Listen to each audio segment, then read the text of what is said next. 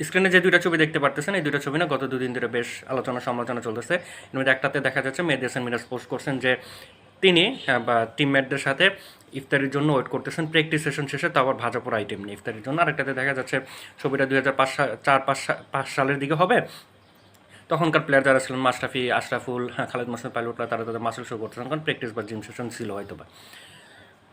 এখন একজন মানুষ ইফতারিতে কী খাবেন কী খাবেন না, কোনটা হেলদি ফুড কোনটা আনহেলদি ফুড, এবং সে হেলদি ফুড খাবে না আনহেলদি ফুড খাবে, এটা তার ব্যক্তিগত বিষয়। এখন মেহেদী হাসান মিরাজও খেতেই পারেন, কিন্তু এখানে একটা কিন্তু আছে।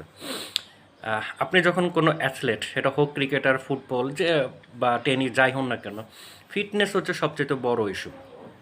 আর ফিটনেস মানে কিন্তু শুধু যে আপনি ওই জিম করলাম, শরীর ফিট রাখলাম না, আপনার বডি ফিট রাখতে হলে কিন্তু আপনাকে সব কিছু মেনটেন করতে হবে।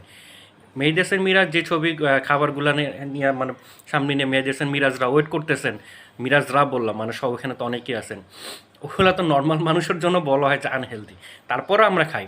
কিন্তু একজন ক্রিকেটারের ফিটনেস শুধু কি ওই দৌড়াদৌড়ি করলাম, জিম করলাম ওর উপরে ডিপেন্ড করে? আপনার খাদ্যাভ্যাসের উপর কিন্তু আপনার আপনার মেন্টালিটিটাও কিন্তু ডিপেন্ড করে, আপনার মেন্টালিটি স্ট্রং হবেই কি হবে না। এখন আপনি সারাদিন পরিশ্রম করে এসে জিম টিম করে এসে যদি 2 চামচ চিনি দিয়ে মজা করে একদম একটা ট্যাং মেরে দেন, বা লেবুর জল যেটাই হোক, জুস বা একটা এক কাপ দুধ চা মেরে দেন, আপনার রেজাল্ট কিন্তু সেটা পুরো জিরো হয়ে যাবে। এখন আমাদের প্লেয়ারদের পারফরমেন্সের উন্নতি নিয়ে আমরা যখনই কথা বলি তখনই শুধু কথা হয় তারা প্র্যাকটিস সেশনে কী করে, আমাদের কোচ কেমন, হ্যাঁ, আর তারপর কথা হয় যে আমাদের প্লেয়ারদের মেন্টালিটি কী, ওই ওই ওই প্রেশার, বিগ প্রেশার তারা নিতে পারে না, তারা জায়গা মতো গিয়ে কলাপস করে। এখন প্র্যাকটিস সেশনের পরে যেহেতু এটা হয়েছে, তার মানে কি বাংলাদেশ ক্রিকেট টিমে তো ডক্টর আছেন, ফিজিও আছে, ট্রেনার আছেন, ট্রেনার যারা এইসব জিম টিম করেন তারাই তো ডায়েট প্ল্যানটা দেন, ঠিক আছে? তার মানে কি ওইখানে যারা আছেন সবাই এই সম্বন্ধে ওয়াকিবহল। কেউ হয়তো বা জিনিসটা করেন, করার জন্য করেন, কিন্তু বিষয়টা না একটা এতটা সিরিয়াস না।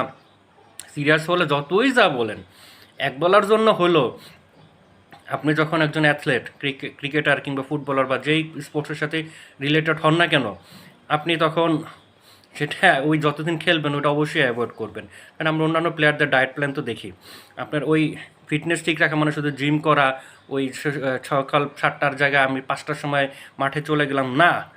আপনার খাদ্যাভ্যাসটা সবচেয়ে বেশি জোরে, তা আবার রোজার দিনে। তা আমাদের প্লেয়ারদের উন্নতি হবে কেমনে? তারা এসবে গুরুত্বই দেয় না। তো মেহেদী হাসান মিরাজকে ধন্যবাদ এই বিষয়টা এভাবে সামনে নিয়ে আসার জন্য।